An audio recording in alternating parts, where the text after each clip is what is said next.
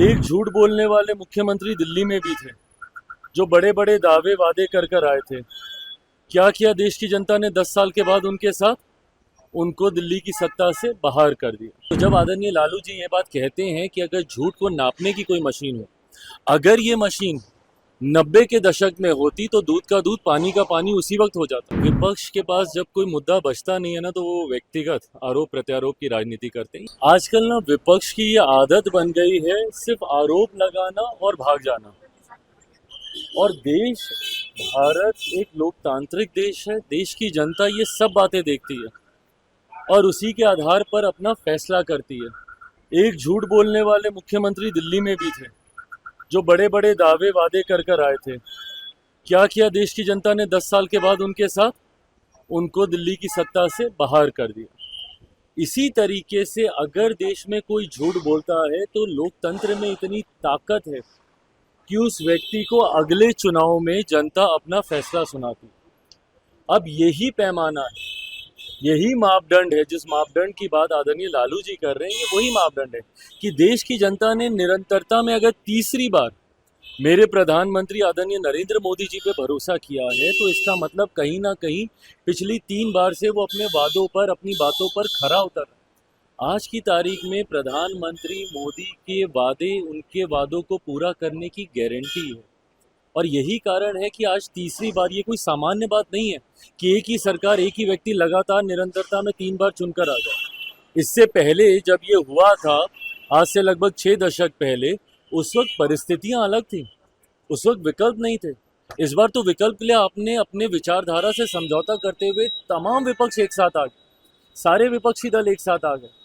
एक दूसरे को जो देख नहीं सकते अपने अपने राज्यों में, वो दल तक एक साथ आ गए। कांग्रेस आम आदमी पार्टी ना पंजाब में देख सकती है, दिल्ली का चुनाव आमने सामने लड़े। लेफ्ट ममता बनर्जी, ये सब एक साथ एक मंच पर आ गए प्रधानमंत्री मोदी को हराने के लिए। क्या हो गया? उसके बाद भी तीसरी बार जनता ने उन्हें चुना।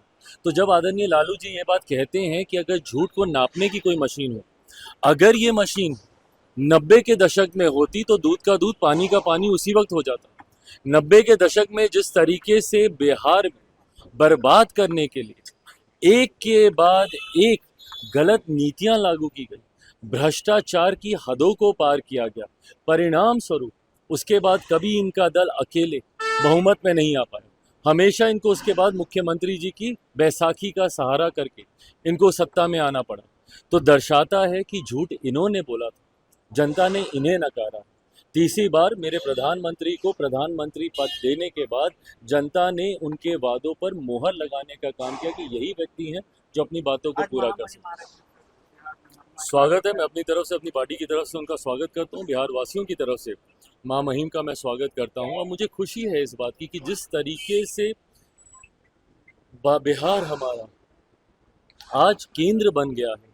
कुछ लोग इस बात का सवाल उठाते हैं कि हमारे प्रधानमंत्री बार बार बिहार क्यों आ रहे हैं। भाई, हमारे लिए खुशी की बात है कि जब प्रधानमंत्री, आज 7-8 महीने बीते नहीं लोकसभा चुनाव को, कभी दरभंगा में उनका कार्यक्रम, तो कभी जमुई में उनका कार्यक्रम, कल भागलपुर में उनका कार्यक्रम, आज माँ महिम आ रही, पीछे भी उनका कार्यक्रम था यहाँ। तो ये दर्शाता है कि किस तरीके से बिहार एक महत्वपूर्ण राज्य है।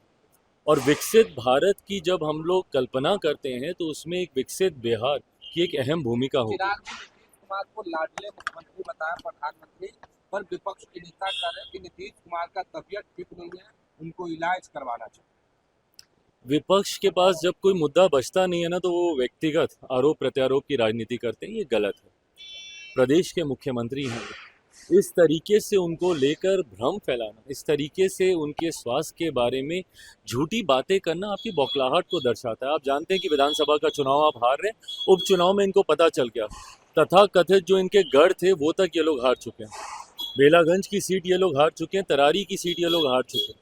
तो ये दर्शाता है कि आगामी विधानसभा चुनाव में विपक्ष अपना खाता भी खोल लेना तो ये बड़ी बात होगी। 225 से ज़्यादा सीटें जीतकर इस बार हम लोग सरकार बनाने जा रहे हैं। अब क्योंकि कोई मुद्दा नहीं बचा तो ये व्यक्तिगत आरोप पे विपक्ष आ गया है, जिसका जवाब भी जनता देगी। लालू प्रसाद यादव के बेटे हैं निशांत को कह रहे हैं कि आरजेडी ज्वाइन कर दो, बेहतर हो। तेज प्रताप यादव ने भाई देखिए, ये अंतोगत्वा, ये फैसला एक व्यक्ति विशेष को लेना है।